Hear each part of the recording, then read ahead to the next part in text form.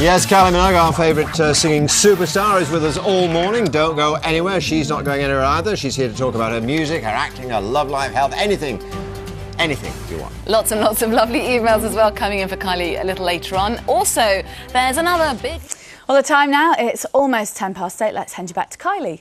Oh, yes. And Emma and John. Oh, yeah, You might as well. She's running the show. I was going to say, we're not important anyway. The fabulous Kylie is with us this morning. We're renaming the programme GMTV. We saw you a little while ago. I did like the AM-TV as well. Yes, that's quite cute, wasn't it? Andy Murray, yeah. GMTV. How did you find it? How did you find it in the control room? Like you were in charge, pushing those buttons? I'm glad it might have looked like that. I was totally overwhelmed. I don't know how you guys do it up there.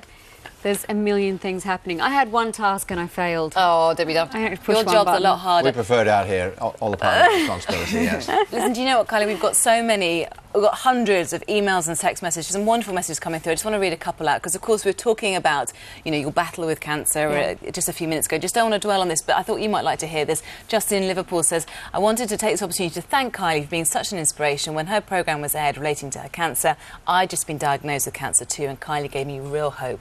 Thank you so much. We've had so many emails along that vein, and there is such a thing as the Kylie effect, isn't there? That a lot of girls saw what you were going through and got themselves off to the GP to have an examination as well. So a lot of girls or women who thought that was something they didn't have to worry about, such as myself. Yeah, because you're so young. Because you were misdiagnosed, weren't you? Yes, it was. It shows me where I work and other people work to raise more funds for cancer research, is if there was a little bit more help, a little bit more technology, perhaps we could have skipped that fateful And also step. go with your own intuition as well.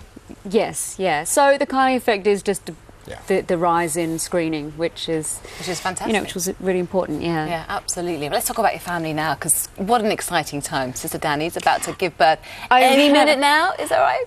Well, the due date is mid-July, so it's, weeks. There's a picture of her there, actually, looking incredibly glamorous, despite the fact she's nearly full term. She looks amazing, tiny there it? compared to how she is now. Really? She's actually reached the stage where it's her tummy's kind of defying gravity. It's all the angles are getting ready, but she looks How's she doing? Is she getting fed up with it, or is she? Because I know when you get to that final stage, you start to feel a bit like, oh. I'm waiting for that turn, but at the moment she's still good. Will Kylie Minogue be babysitting? Oh yeah. Really? I've been booked. Because you've already got two little nephews, haven't you? I have two little nephews who I just adore. I couldn't love them Do you see them anymore. much? Because you're so busy. How do you fit it all in? Obviously, I don't get to see them too much because they're in Australia, but we Skype. We're a modern family. I have my 4-year-old nephew like, hi. Ever make you broody? A little, yeah. Oh, I'm not surprised. I'm very broody. But anyway, enough What about me. if you could have a pregnancy and look the way she does? No, not yet, unfortunately. Anyway, do they know how famous their auntie is? I'm always intrigued by that because you are a kind of worldwide icon. But I suppose to them, you're just auntie, right? Yeah, I'm Auntie Kick. Auntie Kick. Yeah, Auntie Kicky.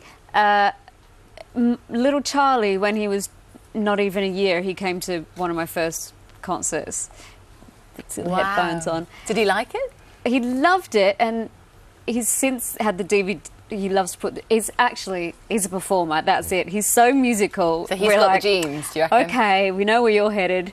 But he still talks about the show, saying, "Oh, there were dancers, and you came out on a big circular." Did you always know where you were heading? Because you started very young in the business, didn't you? I knew where I wanted to go, and in the general sense, I wanted to perform. I loved music since I started music class when I was 4. I started acting when I was 11, and then when I was in high school, it got a little bit tricky because neither of those careers were presented to you as possibilities, and I thought, oh, I'm going to have to go and do a business course or something. Your dad's an accountant, right? Yeah, so there's kind of a streak of that in me. But your mum was a dancer, is that right? Yeah. So, yeah, okay. So she didn't want you to be a dancer, did she? No, not really. No, but the reason that us kids went into music class so young was she just wanted to expose us to creative endeavours. And I mean, I could have gone into another type of work as long as it's creative. Well, thank goodness you didn't, because the world would be worse off without your music. Now, there's a gentleman called Pete Waterman, which I'm sure you... Who? Yeah, exactly. Who is that man who is obviously instrumental in kind of kick-starting your singing career? We caught up with him yesterday, a little chat. Let's see what he had to say. Oh, the first time I met her was a little girl sitting in my reception doing basket weaving with her mum. We didn't even realise how big a diamond we had.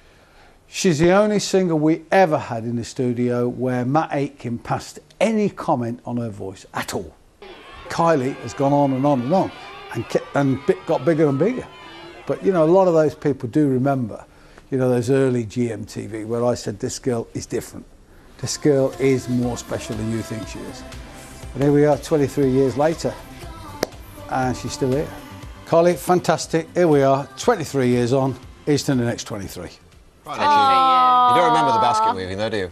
Thank you, Pete. Get basket weaving?